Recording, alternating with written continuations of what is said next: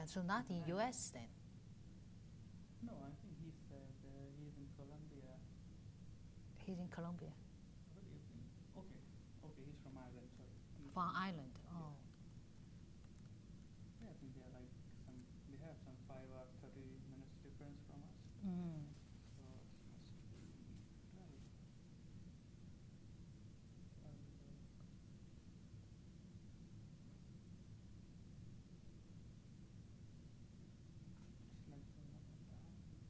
Number of people watching. Yeah, why it is like a 17, 14, 2 or something? They are not watching or walk away or. No, I think they're there at 7. Mm-hmm. There's nothing else there. I said I don't know how to detect they are watching or not. They're getting our sound, so you can.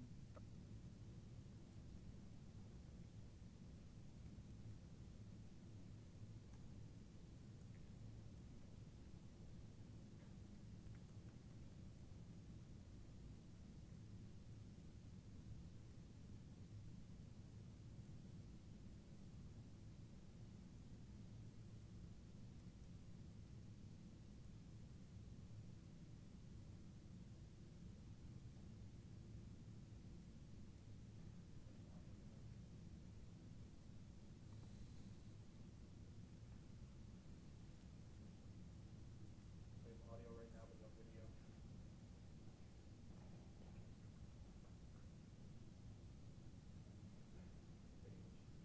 Yeah. We'll try and swap back.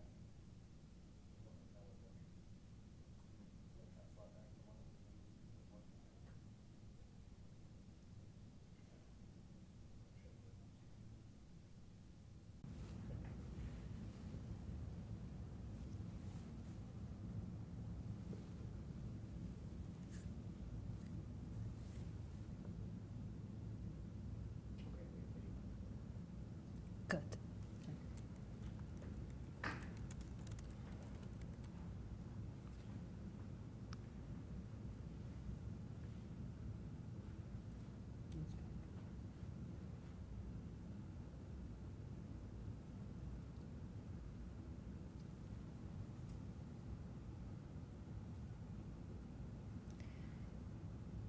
Good evening or good morning, everyone. This is Ying Pan. I would like to introduce Neil Pandy. Probably you know him already from previous class from 501x. Yeah. Hello, everyone.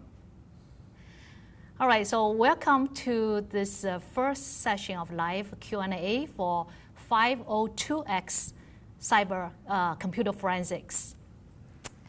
First of all, I want to thank you, everyone, and some of you actually come from some location at 12 a.m. and 1 a.m. Now I am here at Eastern Time, 7 p.m., so it's quite comfortable. The weather is also very comfortable here. This session, hopefully it will be an interactive session, so if you have any questions, just stop me and just type in your question and then we can start over there. Then I also prepare for some question answers from the question board you posted. And I'm not able to answer all of that, but try to combine some of the questions together and then answer that way. Now first, let me talk about the expectation of this class. I probably already noticed, and this is a very challenging class. It's challenging for me to teach, and also for those of you are learning and are also very struggling at this point. The reason is, first, most of you do not have a prerequisite of Linux, Unix, and so file system and all that pre-knowledge, and I cannot assume you have it. But I cannot spend a lot of time to talk about that because overall I have to move on to digital forensics and computer forensics. That's the main topic. And secondly, I know many of you have been struggling with the tools to use, and then from week 1, I throw out one virtual machine called SIFT. And I don't know, this is kind of like scary. And so many people have been struggling with that. We try to help, and then actually I have created one documentation to say how to create a virtual machine and then to run SIFT. Now, some of you still using other mechanisms, but I would like to suggest you to look into Unit 2, Unit 2.3, I believe. That's activity and a discussion session. In that session, I posted one file called the Preparation Linux Unix virtual machine or something like that. Yeah, basically for that documentation, and I lay out, say, how do you use either a VMware player or VirtualBox. VirtualBox is for Mac, and VMware players for Windows, Linux. How do you use that to run SIFT virtual machine? That's the easiest way, I think, we can use that SIFT. Because some of you try to build Ubuntu compile and they have issues. It's painful, yeah, I know. So if you're still struggling that, if you don't have the SIFT running yet, and this is my suggestion to go back to look at Unit 2, Unit 2.3, and then I have one documentation prepared for you to follow through. And also, I would like to use this opportunity to thank many of you actually are helping me to helping our team to answer other people's questions. This is very encouraging. Okay, I'm so happy to read your answers and your discussions, and I even learn from your posting. So you use this opportunity, and I would like to thank you for helping each other. And this is our common goal, to have this to everyone learn something from this class. Now, I have a couple of topics prepared, but first, let me address one question, not from this current the live Q&A, is from other discussions. So for this course, basically two things are very important. One is process procedures for computer forensics. Because once you mess up this process procedures, then no matter how the result is beautifully done, and then the whole case will be useless, because you are ruining the evidence, and this becomes a not admissible evidence. So this is the first thing you need to remember. It's a process procedure. And then once you follow that process procedure, and then secondly, you cannot use everything, use hands, right? You have to use tools. So process procedure plus tools. Now, talking about tools, and I have a couple of students ask, see, now we can use GUI-based tools, so why are we stuck with the command line tools? Why we have to going down to the file system level and to painfully to type in those commands and then to see the result? Why? We just do a click, right? If we click and show result, that's so beautiful and so easy. And basically this course, I want you to learn a basic fundamental concept first, and only have to going through those command lines, and then you will learn why those tools work, and how I can get out the content of inode. Okay, so once you learn those command lines, and then you have a full understanding of how file system work, and then now later, probably from, I think this is week 4, yeah, week 4 or 5 or going on, now you will taste the sweetness of GUI-based tools. So by then you will say, that's easy, and I also know how or why this tool works. That's my purpose. It's not like I try to really make you feel painful, and that's not the way. And then talk about what's the focus of this course. Since we only have 8 weeks for this course, so I can only select and choose. Definitely the process procedures I have to follow. And then I choose systems forensics, which is we focus on Windows and Linux, Unix. So those are the two operating systems we will focus. And then now, many questions about how about network forensics? How about mobile forensics? How about those other fields? And yeah, I will try to address this, okay. So if you learned this process procedure and then you learned basic ways how to follow to use those tools, all right, and then hopefully when we move on to another operating system, let's say you need to analyze a Macintosh, and some of the tools we covered actually support that file system.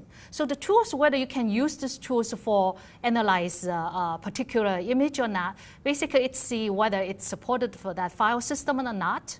All right. If that's supported, then you can follow the same process procedure and then use the tool. If not, then you have to search and then to find particular tools, let's say for Mac file system. So for those particular tools are able to understand the file system and the particular operating system, and then to analyze artifacts. That's all the tools doing about. And even though I'm covering Windows and Linux, Unix at this point, like Windows, they have a new Windows server out, and I have a new Windows operating system out. So the new artifacts will be added in. Since Windows 7, we have seen many of new artifacts add into the Windows. So again, you still have to keep learning. That's the way. So hopefully after this 8 weeks class, I'm not able to teach you all the tools or everything, but I point you to the way, to the path. You know the basic concept, and you know how to search. You know how to study, how to moving on to the new concept and the new file system, and to learn from that.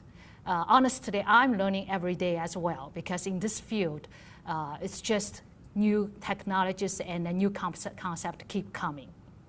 And hopefully that makes sense. And later I will cover also a little bit about network forensics and mobile forensics a little bit. So first of all, and the most important I want to say is, what is this course about? And then the most struggling thing at this point is running the activities, okay, the optional activities. Yeah, the activities I scheduled actually each week. I have 1 or 2 or 3 activities. Those are optional, but I highly recommend you to do that because if you do it, and you will understand what is my demo about, what is the concept. For the flow of these classes, I always have a video for the lecture, and then I do some kind of demonstrations to cover the concept. And with those demonstrations, and I want you to repeat that activities in your own activities, follow that demonstrations. Yeah, it's my wish everyone able to at least have a taste of tools, because for forensics, without hands-on, and you can only talk, that's nothing. Okay, forensics it's not talk about it. It's just you have to analyze it, you have to investigate, and then you are able to identify evidence and then write a report. Now, for those of you struggling with struggling with machines, like for example, you do not have a good powerful machine to run virtual machine SIFT, and if that's the case, if you have any accessible of Linux machines, you can. The reason I use CYBER502x because they have pre-installed most of the forensics tools I need. That's the convenient part. So I don't want you to struggling to say, hey, to install this, and you have comparing issue, and you have all that issues, right? So for CYBER502x, the beauty is it pre-installed lots of forensics tools. So I only need to say, oh, go to this machine and type to run this machine, and to run this tool, to run that tool.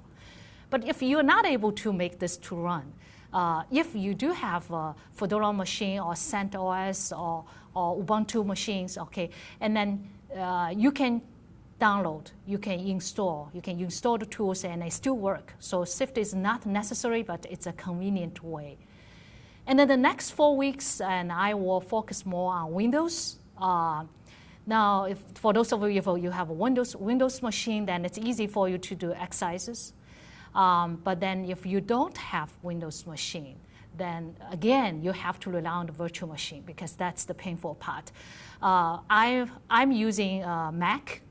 Okay, so when I doing Linux, Unix, and then doing Windows, I always rely on my virtual machine. You rely on my virtual machine to carry out all the demos and then to work on the exercise.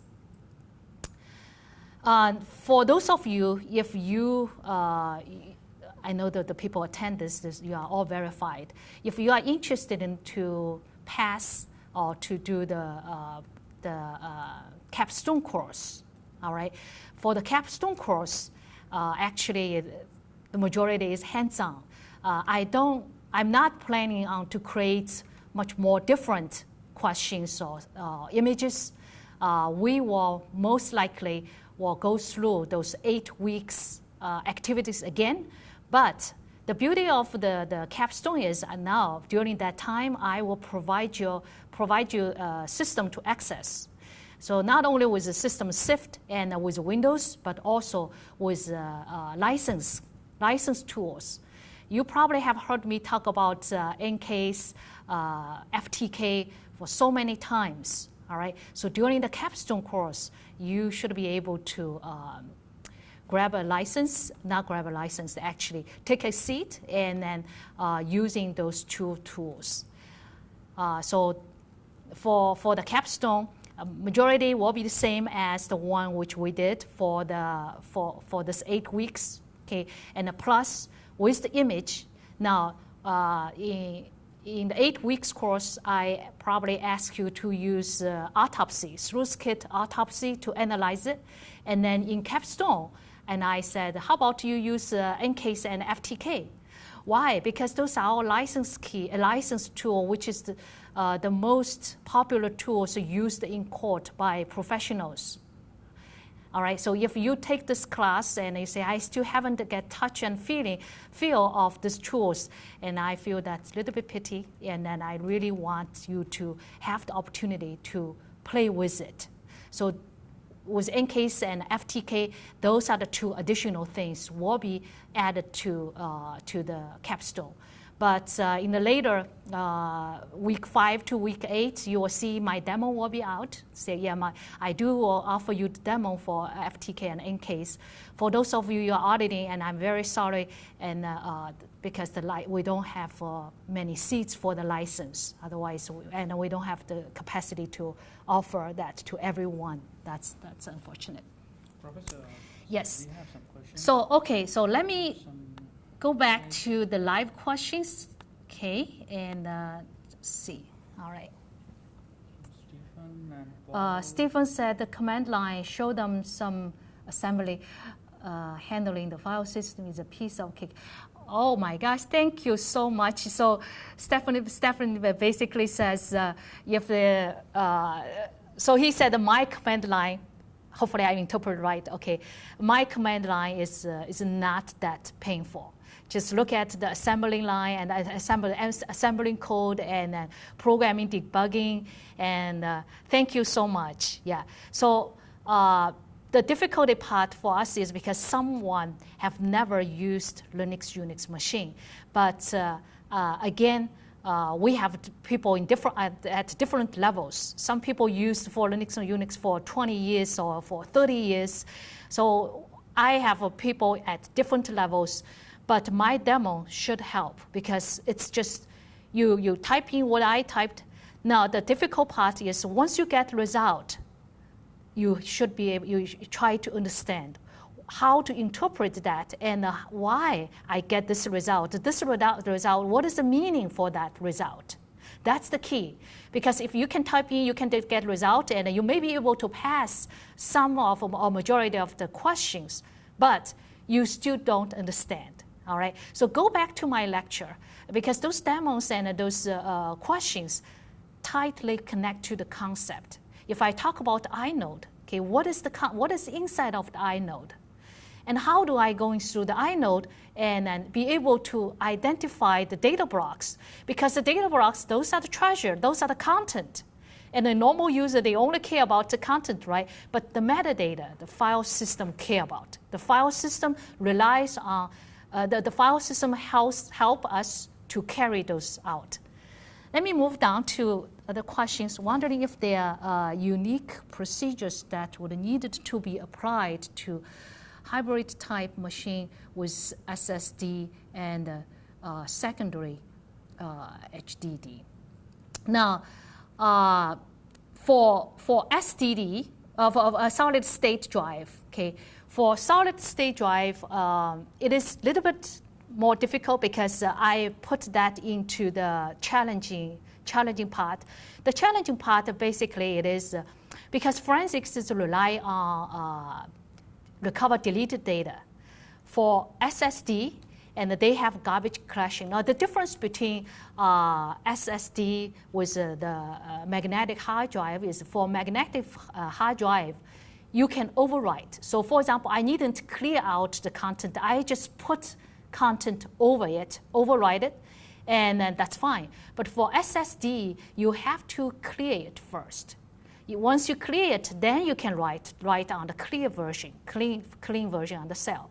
So for that to work, and for the performance issue, people like to clean it first. I don't want to wait to when I use this storage, then I have to clean it, right? The performance hit. So I will clean it, and garbage collection or whatever I know this data block is not in use, and I want to clear it first. Then next time I can use it. So this is automatically kicked in. They call it garbage collection or other things. And another thing is for SSD, each cell they can only use for how many times. Though for wearing issue, they move data around to the not used, the cell have not been frequently used, they move to that area. So there's a moving around, there's a clear part. So for that, you're changing data, and then it's difficult for us to recover the deleted data. But beside that, the imaging and all that, pretty much the same. Okay, just it is just to understand to recover deleted. Some data has been override, not have been cleared out. And this is also associated with one command called the trim. So trim command basically tells which cell you can clean, and then so if the system does not use trim, and then you don't worry about the data will be cleaned out or not. So yeah, SSD is a little bit more challenge at this point, and I did some experiments to try to find out in which scenario the data is cleared out, which scenario was the garbage collection kicked in. Okay. We have another question from Game. Okay. Well, when will we deal with running forensics tools from a USB drive or real or practical usage, rather only run forensics on image copies without learning how to properly acquire? So I think, let me answer this question this way. Now, if you have a machine, if you have a machine is running, okay, so first of all, we want to collect volatile data, okay, because if we talk about, first let me go back to talk about what is the image. What do I mean copy image? Copy image, and as you know from the first couple weeks lessons, it means most likely we will shut down the machine and then pull off the hard drive, and then we can use various tools. Some tools are very quick, okay, and then to copy exact 0-1s from one drive to another drive, okay. The benefit from that is for using some kind of device. For the imaging speed is really quick versus I do a live or when I do a live DD and a copy and all that the speed is much slower. If once you have come to the crime scene and then the machine is still on, okay, if the machine is still on, and how do you deal with that? Now I want to also try to answer another question from, I think, let me see. I want to do those two questions together. One question posted by Connor, and then the question is for the incident response time, whether do you want to turn off the suspect machine or leave it on? Because in my lecture, and I said that this job basically is the incident response team, right, comes in. In my lecture, I said we depend on which policy. Because to answer this question is arguably there's two school of thoughts. Okay, if you turn off the machine, definitely, if the malware is still on machine, is still on the system, so it will stop it spread out to other machines. That's a benefit. Because why some companies say, once you find something is going wrong and then turn off the machine, because they don't want to spread out quickly. Okay, they want to shut down the machine, try to restrain, contain the malware and all those malicious things in the box. Okay, do not move that out. Okay, and but if you shut down the machine, definitely the volatile information is gone. So once the volatile information is gone, sometimes it's fatal. Later, I want to talk about encryption. So if this is it's encryption volume, okay, it's encrypted volume, and then probably the most likely way to recover the key is from memory. If the memory is gone, then the story is over. And sometimes, this is the whole case. Sometimes, let's say it's a memory-based malware. If you have those cases, those malware never touched upon the hard drives. So if you turn off the machine, it's gone. Okay, but ultimately, I cannot tell you which way to do. Most likely is follow the companies. Companies should have incident response policy, and let's say at IIT, when I joined IIT 15 years ago, our policy is if you identify something's wrong, shut down the machine. But that was 15 years ago. Okay, shut down the machine, and then we, after you shut down the machine, then we will do image copy and all that. Okay. Now, if you have the luxury to have the system on, then definitely you should acquire volatile data. Now, what is the process to do that? The machine most likely will assume it's compromised. So you cannot trust the command line tools. You definitely cannot use their command line tools. You have to use your own tools. During week 2, and I covered a little bit in my demo, and I said we will bring our USB, and we will bring a CD maybe, and have a collection of those tools, and to run my own list of open files, to run my own IP config, IF config, whatever those incident response tools. Run from my machine, run from my trustworthy USB or CD, whatever you brought in. Now, another thing is, I think another student mentioned about that. He said, what if the kernel is compromised? Some of those tools, okay, the tools at the level of, it is a user mode.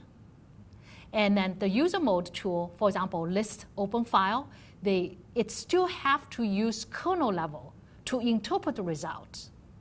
Now, even though I use my own list open file, so sounds like, oh, it is safe, but if the kernel is compromised, and then the kernel, and then the list open files use the kernel structure, it still interprets the wrong result for you. That's possible. That's possible. So in that sense, yeah, you will collect those You still have to run those tools, collect those output. Now those output definitely do not print it out to on your suspect machine, because that time you are modifying evidence. Whatever you run, you are modifying it. You are modifying, that's inevitably, but then you have to avoid to ruin more data, and then this is the procedure. You have to document. You document the way you said that this is what I am doing, and then now when you present to court, yeah, they comment out you are running the tool in a live machine. Yes, I do, but I output the result to external. Whatever, I have a clean USB or clean drive, and I output all that data into it. And then, now whether this live, I collected all the information, not only from the memory, and if I do a memory dump, and I also want to look at which machines currently connect into it, the open ports, all right? The open ports, normally we run two types of tools. One is host-based, the netstat list open file, and another one is Nmap. Now, for those of you, if you don't know Nmap, don't worry about that. So one is you run host-based, kind of look from inside the house. You look out the window, how many windows I have, okay? How many ports I have. One is running Nmap from a machine in the same network, and you are kind of looking at the open port, open windows from outside. Now we need to compare. So if some kernel level rootkits, they try to hide open ports. So now from inside, you may not see anything. I don't see this port 88 open, and then from outside, Nmap identifies there's port open. So this is very likely. So there's a various way to do it. So now you record all those information, and then you find out whether there's any suspicious things and a timeline, and then you still have to do a disk-based analysis, because at that point, you cannot do much because you are working on a live system. You are working on a live system for incident response. Once you have some of the confidence, it says, yes, I do have, this machine looks like a compromised. I have got enough vulnerable data out. I should stop at a certain point. And I should have disk acquisition and analysis, because I cannot rely only on the memory analysis, and I can only rely on the vulnerable data. That's the story. So you have to combine both, all right? Now, where is the cutting off line? That certainly is experience.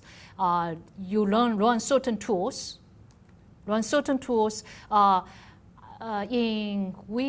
let me think about week 4. I think during week 4 slides, I post the slides. On the last slides, there's one very old exercise, the old honeypot. But even though that's old, but the solution actually really tells you something. It's going through how do you start from incident response, and then where do you have a cutting point, say, oh no, I should stop, and I should now do disk acquisition, and later do disk analysis. Now the only part the HoneyNet image does not, that report is not emphasized is memory acquisition, because that was back to many years ago. Memory acquisition, I think that was in 2007-ish. After 2008, really people start to focus more on memory dump. So that exercise did not talk about memory dump. But other than that, it's a very good exercise to show you what it's a complete phase. How do you start acquire vulnerable data, and then to find out whether this machine is compromised. If yes, I have enough evidence to compromise, then I stop, because I need to have imaging done and continue. I don't want to damage the live system.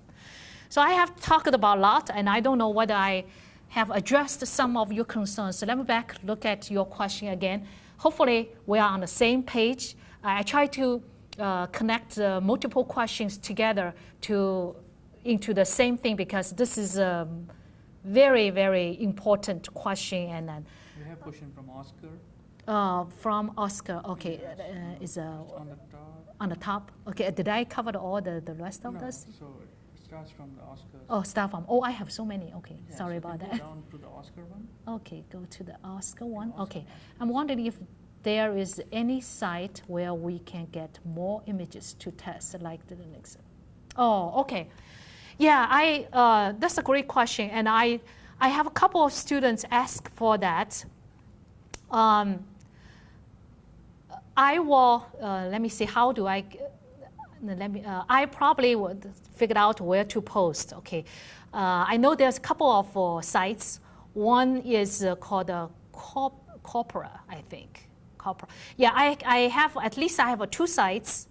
Those 2 sites have images. By the way, the Linux finance case.001 image I created because I do not want, I don't know the fine line, say whether I can use their image for edX course, and I really don't want to cross that line. So all the images, either I say download from certain website, then it's claimed that this is from that place, right? Or the images I created by myself. And I always lack of those images also, all right? But I will point you to a couple of sites, at least there's 2 sites. They have some images, but those images are quite difficult, okay? One is talk about the hacking case. They give you an in-case image, a hacking case. But the good news is you can also find the answers. It's a quite difficult one. And then another one is called Corpora or whatever the name, I forgot. They give you some of images, like one is a Windows image, and then actually I have never seen Linux image, by the way. Because the Linux image I created for you to try on iNotes and all that, I didn't find any Linux images from website. Also, steganography. Steganography is a very interesting part, and we will cover that in week 8. And I find a couple of images from those 2 sites, try to recover a steganography image. Now, those images are very easy to create too. If I have time, if I have a student help me, I can easily create those because I hide information into image. I can hide my password. All right, I can ask you to recover a deleted file. Now, from the deleted file, you identify some clue, and then I said use this clue. That clue give you a steganography tools. So you use steganography to try to recover a password file from inside an image. All right, if I give you a couple of images, then you try to recover from that, and once you have the password, then you can move on for the investigations. So you can create tons of those images very easily. And for Linux image, yeah, I do not see, but it's very easy to create as well, okay? So how do we do that? Let me think about it. We can use DD, actually. You can use DD to create a certain amount of, allocate a certain bytes of data.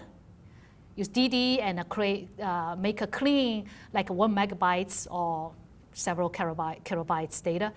And then you do a make 2FS or make 3FS, okay, make a file system on top of that. Once you make a file system on that, and then you mount, and then you have your own, then you can do file delete and all that. This image, actually, this DD image later will have those deleted files and all that. It's fun. Yeah, it is very fun. But be careful. I also mentioned about that in ext file system. Recover files, but it's difficult, okay, because the information link from the inode to the data blocks get cleaned. Now, if you use Ubuntu, 14 point some version or 16 point version, if you use ext2 file system, you try to make a ext2 file system, but actually same behavior as the ext3. You can go try, and then still you cannot recover the content. Now there's one tool. Actually, I forgot who mentioned about that. ext undelete. That one It will using journaling system because ext file system using journaling system, and using journaling system try to recover. Never guaranteed. Those things never guaranteed. If you just deleted, you haven't created any new files, that means you have not yet overwrite, all right? That's a possibility to recover. But if it's an ext3 file system, if the link between the inside of inode cannot point to the data blocks anymore, it's not guaranteed. Good luck. So we'll just try. Yeah, you have to try. So yeah. Back then, I will find a way to give you those two links, okay, to those two sites, and one easy way is I will post it on the weekly emails, and I don't know whether you read those weekly emails or not. Sometimes it's long, and I try to keep it short, but I will insert those two links into it. All right. We have a question from Kevin. Okay, from Kevin. Okay, what happens if the malware infects the investigator machine? How can I prevent that? Oh, that game is over. Yeah. Now, interestingly, for investigator machine, okay, you often hear people says forensics machine, forensics lab.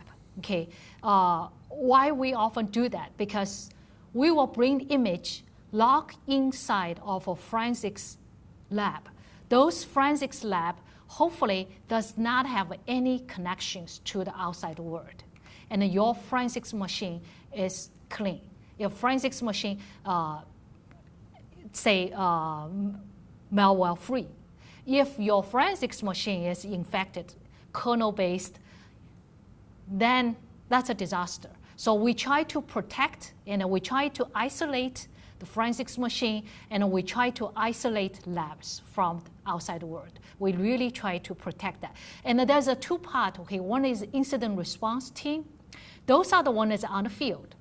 Those are the ones on the field try to collect evidence, try to create images, okay? And the most analysis, if possible, you will be locked in a very, very secure place to analyze. So that's the ideal case, okay? In some case, yeah, the machine cannot be shut down, and then you have to, you will work on that. And then the forensics machine, hopefully, you are always check.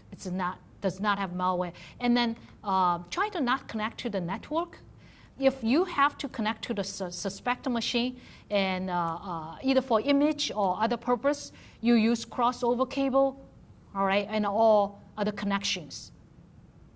Yeah, you have to be very careful, because if the forensics machine is in trouble, then the good news is the image is, once you create the image is intact. Hopefully you find it out, and then because the image is intact, then you use another machine. But you have to identify. You have to find out this machine is done. This machine is infected. Otherwise, your report is all wrong, and then or you cannot find evidences. Now, I know this 1 hour is definitely not enough, but let me quickly move on to some questions, and I promise you to cover. And so I have to do a simple version because it is 7:40 already. Right block to. There are a couple people asked this question, and I save time. I don't want to mention the names again, and hopefully you're on site, you're here listening. We have two types of right block. Okay, right block is very important because this is in the process procedures. If you modify evidence, and then the game is over, right? So how do you, in the court, people will say, how do you prevent to modify evidence? People always use FTK imager because FTK imager is so good, it's so useful, and it's free. But FTK imager, they do not guarantee you not modify evidences.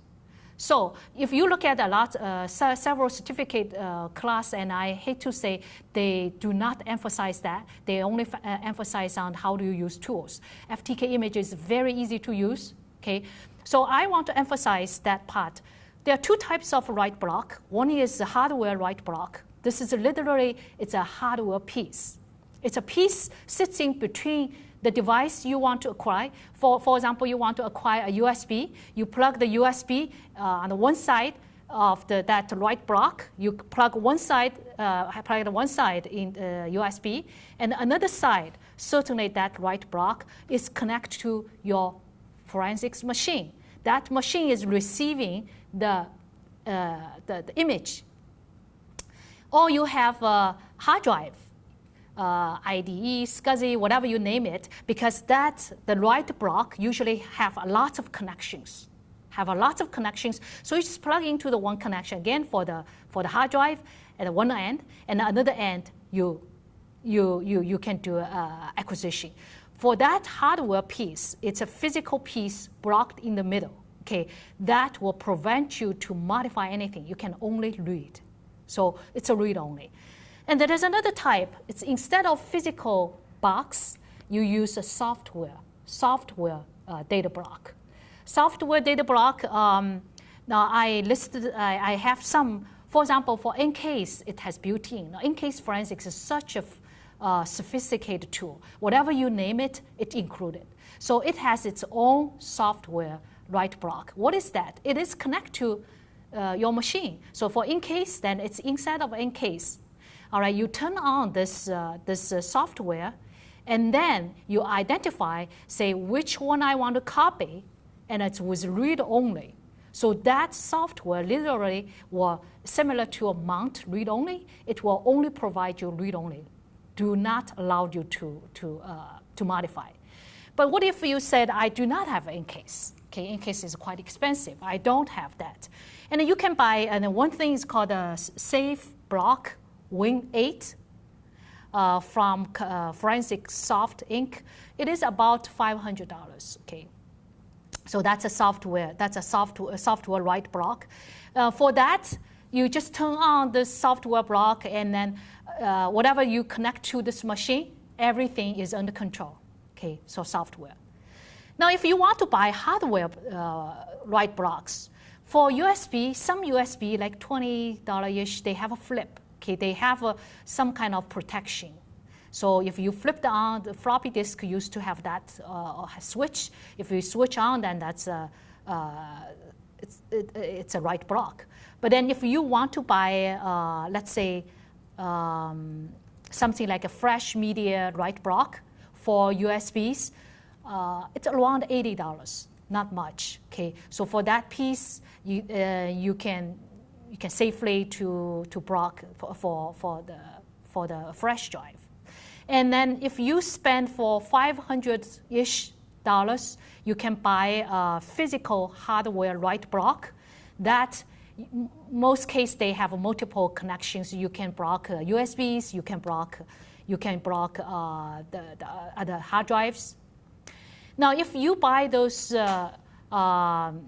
imagers, the imager, it's called duplicator or bridge, whatever they call. So those things not only provide data block, also fast imaging, also create preserved data, SHA-1 and MD5. Those are all combined. So depending on how much money you want to spend, but for the exercise or for this class, no need, okay? As long as you know for the real case you do need, I don't want you to spend money to buy it at all.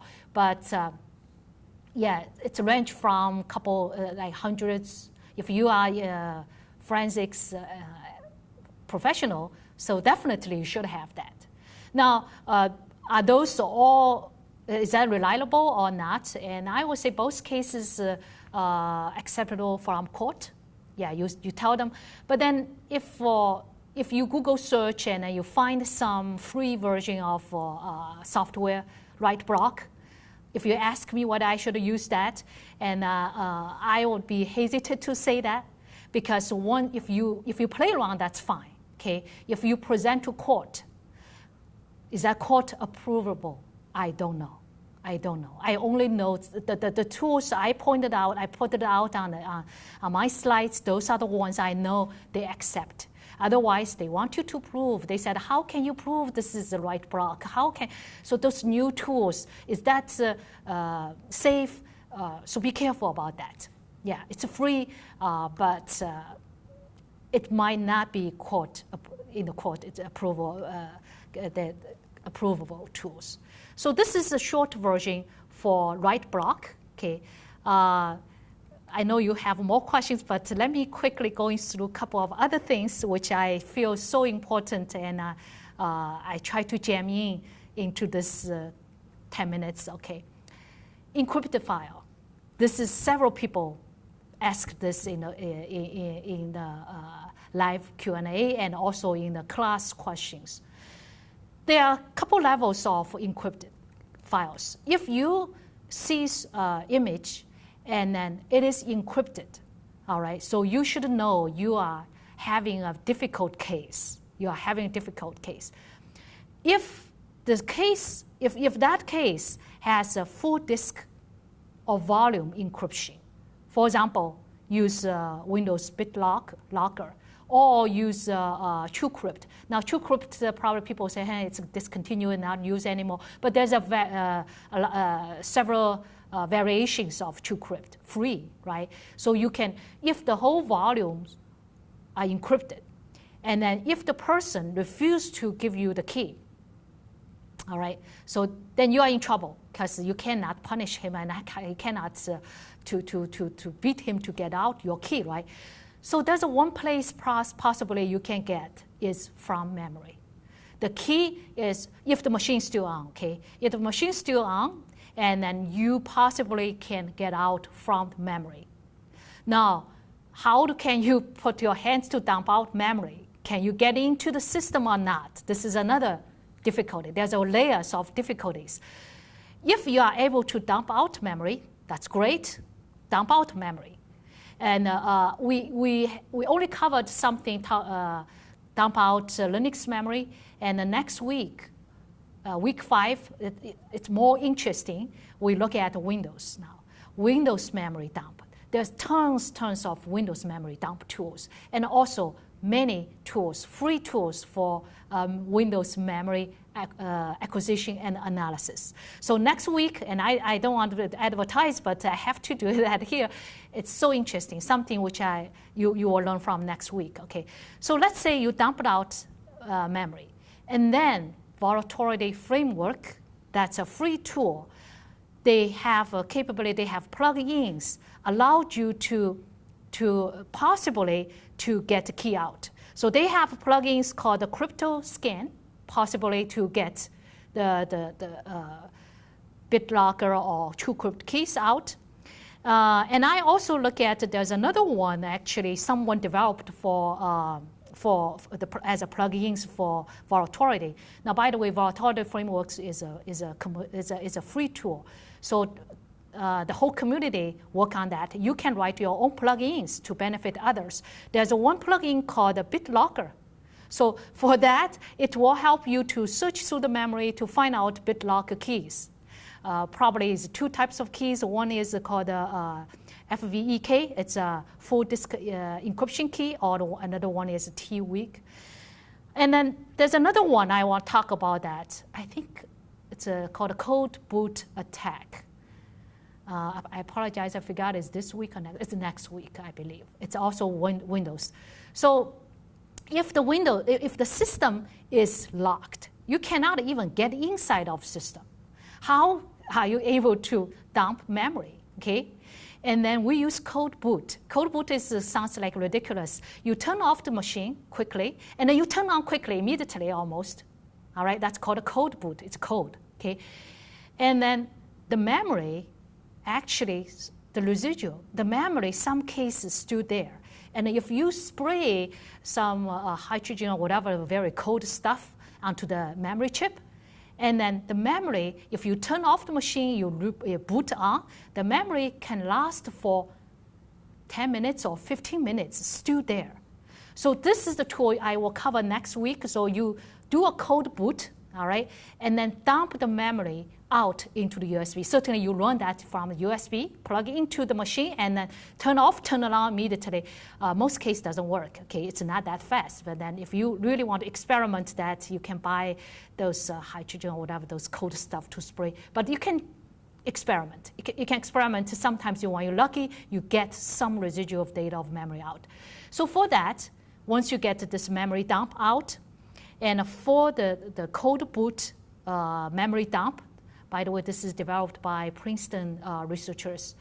Not only they create this software, they also create two companion software. One is called AES Key Find, and one is called RSA Key Finder. Those two will analyze images, Windows. This will analyze the memory image to dump out the key out. Now, those two keys certainly can work on any those image dump. Needn't be dumped out from cold boot. Because memory dump is memory dump. Whatever you dump it out, it is raw data, basically. No structure, okay? No file system structure. So this is one way. And then now, this is the most difficult way. And then what if the machine is locked, and then there are something, you cannot find the password to get into it, right? There are something called a Windows password breaker. Okay, very cheap, less than 100, you can buy it. And they allowed you to remove the admin password. So now you can remove password, or you can get into the system and whatever, if you want to do a memory dump, you do it. And go to another level. If the volume is not encrypted, but certain files are encrypted. Encrypted file can have a EFS, a Windows encrypted file system. For that, it's very difficult to brute force. But if you know the logon password and then FTK access data FTK, which is different than FTK imager, they have built-in tools to decrypt. All right. Now, if not, then this is another story. I don't have time to cover here. If we like, I don't know. I don't have another. Maybe we can, if we have more time in the next live session, we can cover that. And if you have other things like a PDF, zip file, and all those things, it's encrypted. What do? Brute force, right? The tools I will introduce. One is called a password recovery bundle. This can do brute force or dictionary or whatever. There are many of things, and you can try to brute force the password. Now, access data, which the company, they developed FTK and FTK imager, they also have called a PRTK, which is a password recovery toolkit. And that is a separate tool, which is another 500 or something, that will brute force, and they have also has built-in, because they combine with FTK. You have data from the image itself with your wife's birth date, with your dog's name. Those information all fed into the brute force dictionary. So I have to stop here this one, and now let me look at some of your live version, but I still want to, if I have time on mobile forensics, I want to talk about that as well. But let me look at the live. Sorry, I don't have enough time. Just. Only left with 5 minutes. Only have 5 minutes. Okay. So you can wrap up, I guess. Wrap up already. But what is?